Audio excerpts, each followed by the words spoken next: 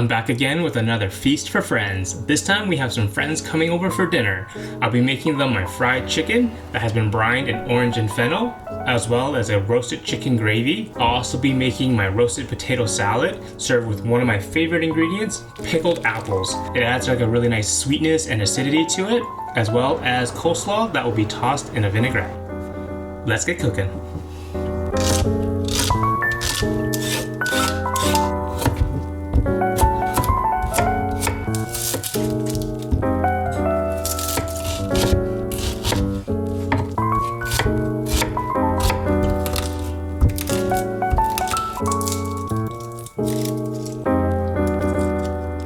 When it comes to my stocks and brines, I always use mirepoix. So what that is, it's 2 parts onion, 1 part carrot, 1 part celery. This makes for a great foundation and great base for all of your stocks and brines. Next, let's make the brine for the chicken. This is probably one of my favorite ways to add flavor into proteins. Not only does it add a ton of flavor, but it also helps to moisturize as well as tenderize the protein. I know a lot of fried chicken recipes uses buttermilk. I prefer the brining method just because I can infuse a lot more flavor into the chicken. Once the brine has come up to a simmer and the sugar and salt has dissolved, you're ready to go and you can cool it down in an ice bath. Time to break down the chicken. It's quite easy and it's actually quite cost efficient if you get whole chickens.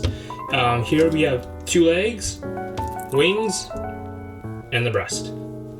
What I like to do is cut between the drum and the breast. You can see how there's some skin right here. Just cut right through.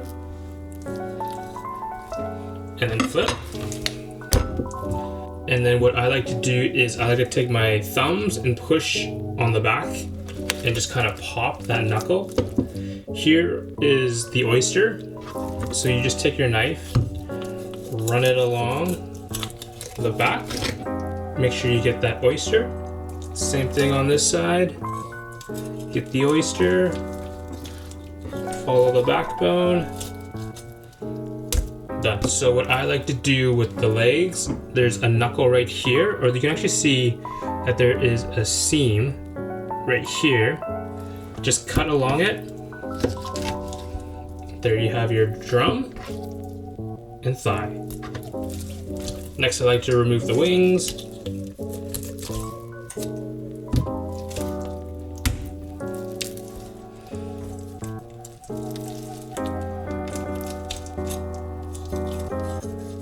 So there's a piece of cartilage right here. Just run your knife along the side of it and then follow the rib cage.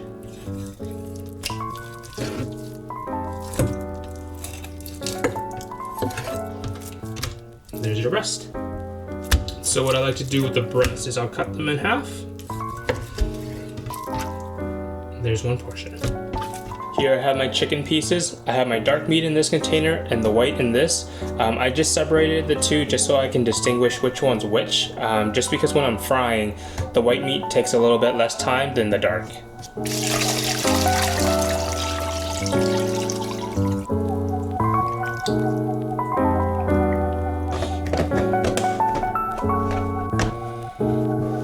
All that's left is to let the chicken brine in the fridge for 24 hours.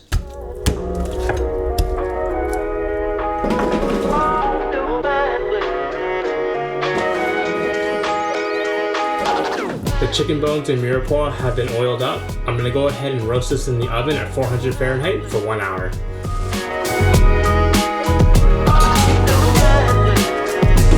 It's been an hour now and the chicken have roasted nicely. From here I'm going to add a little bit of tomato paste and toss everything together and then finish roasting it off for another 30 minutes. Next we're going to deglaze the pan with some water. All that stuff that's stuck to the bottom of the pan, that's called a fond. You want to make sure you scrape all that out and add that into the stock because that's a lot of flavor right there. Now that we've added water into the pot, we're going to go ahead and bring the stock up to a simmer. Skim off any of the fat and impurities. After that, we're going to add the aromatics and then let that simmer low and slow for 4 hours. A little tip that I like to do when I'm skimming off all the fat at the top of the stock is I'll use a ladle and rotate it clockwise and then going counterclockwise, scoop off all the impurities.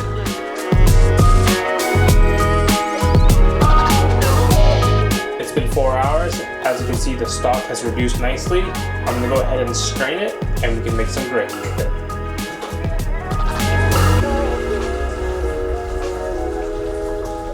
Our stock is made. Now it's time to thicken it to make the gravy. I'm gonna make a roux, and what I'm gonna do with the flour is I'm gonna toast it in a pot. That will add a nice little nutty taste to the gravy.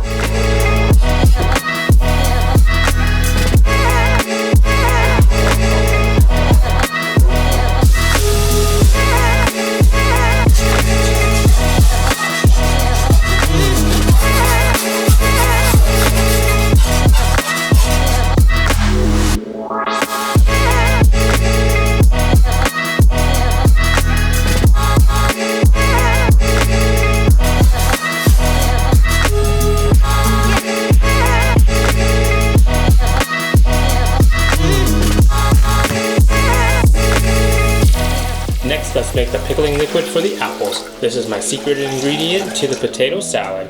The pickling liquid is super easy to make. Once you have all the ingredients in the pot, bring it up to a simmer. Once the sugar and salt has dissolved, you're good to add the apples. I'm using a mandolin to slice the apples. If you don't have one, you can use a box grater or just cut it with a knife.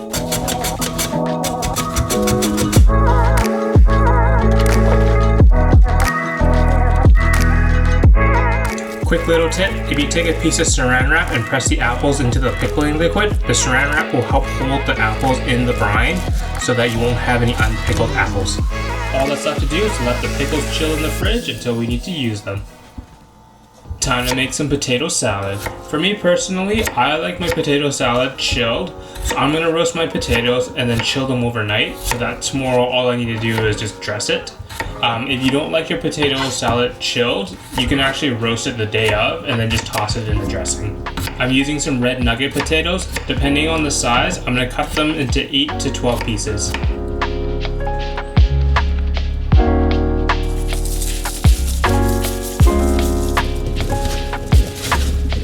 The potatoes are all trayed up. I have them seasoned with olive oil, salt, pepper, and garlic. They're gonna go ahead and roast in the oven at 350 Fahrenheit for 1 hour.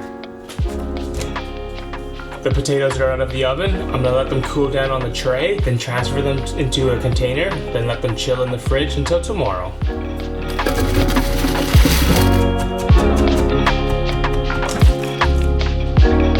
Before adding the apples into the potato salad, make sure you remove the bay leaves and peppercorns.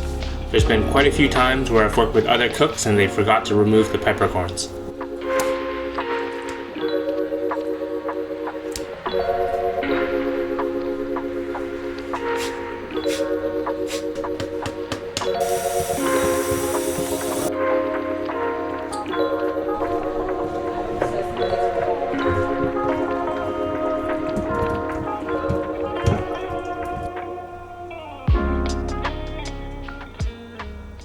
Time to make the coleslaw. You can use a box grater or a mandolin to cut the cabbage and carrots, but I like to use my knife. It's good knife practice. What I like to do is cut it on a bias, fan it out, and then go ahead and julienne it. And there you have some nicely julienne carrots. It's not perfect, but I find this is a quick way of doing it.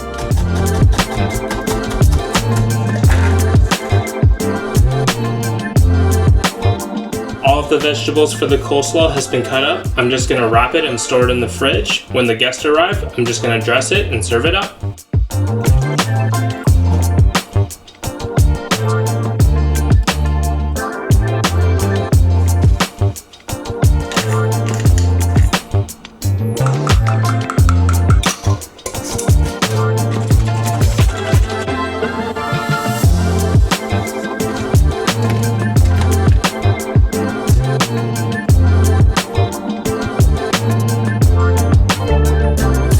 Because the chicken pieces are quite heavily seasoned, I'm going to keep my dredge very simple and just add a touch of salt and pepper. I pulled out the chicken pieces out of the brine. I picked out the peppercorn and cloves. The fennel seeds are okay, I like it, but if you don't like it, you can just give it a quick little rinse. When it comes to breading, I like to work from left to right. So chicken into the dredge and then dredge onto a baking sheet. That way you're not kind of crisscrossing over each other.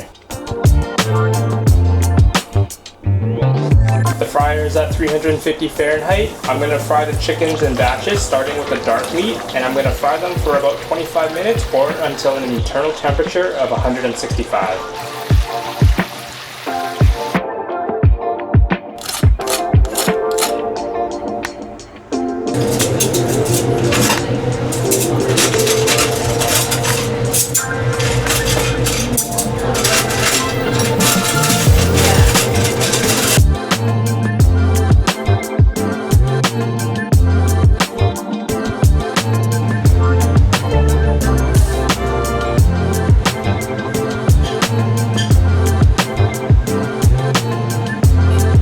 Thank you for joining me in the kitchen today. Hope you enjoy some fried chicken. And on that note, I'll see you all next time. Bye!